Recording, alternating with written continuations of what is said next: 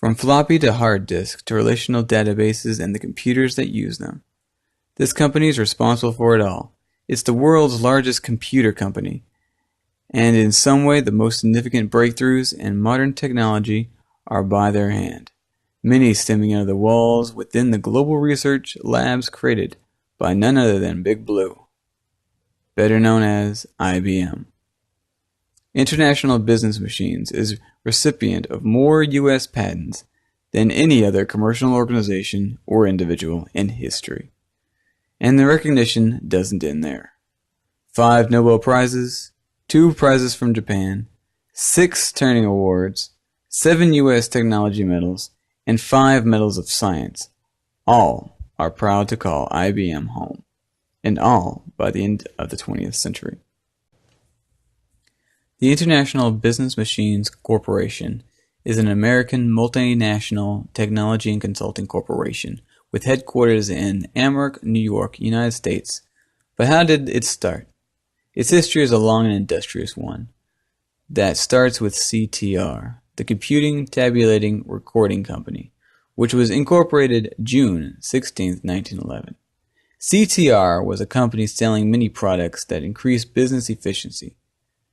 Bring in Thomas J. Watson Sr., and the company doubles its profits within 4 years, and creating a workforce culture that influences how we work today. But more on this later. No one person or thing can claim complete success for IBM.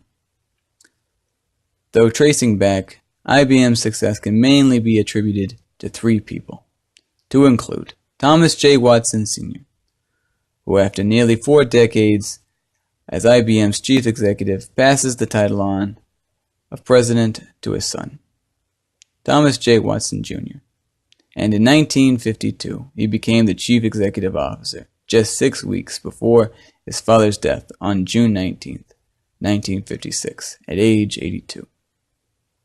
The other person became CEO in 1981, John R. Obel,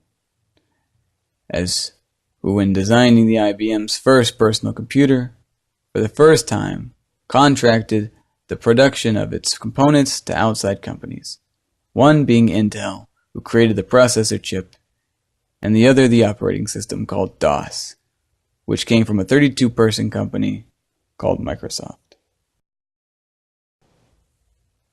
The Computer Tabulating Recording Company officially changes its name in 1924. This is what's considered IBM's earlier days. While under the leadership of Thomas J. Watson Sr., the company continued its success due to its perfecting of punch card technology, and after the Great Depression was awarded what is known today as the largest accounting operation ever given out by the U.S. government, due to the passing of the Social Security Act. Another significant event that happened around this time was in 1930, IBM receives its first patent for traffic signal timing system. Because of its success in the 1940s, IBM was able to begin research in becoming a large-scale computer company. This opened up the 1950s as a time when IBM began producing some of the world's largest and most scientific computers. Thomas J. Watson Jr., while in office, IBM began to create typewriters, the first mainframe computer, magnetic strips on credit cards, and UPC codes, which allowed stores to track inventory throughout the 1950s. Changing the corporate culture. Thomas J. Watson Jr. publishes the company's first written equal opportunity policy letter, 1 year before the U.S. Supreme Court's decision in Brown versus the Board of Education, and 11 years before the Civil Rights Act of 1964. Other long-lasting impacts on culture include creating a company training program, 40-hour work week, group life insurance, and in education, IBM began donations for black students through the National Scholarship Fund.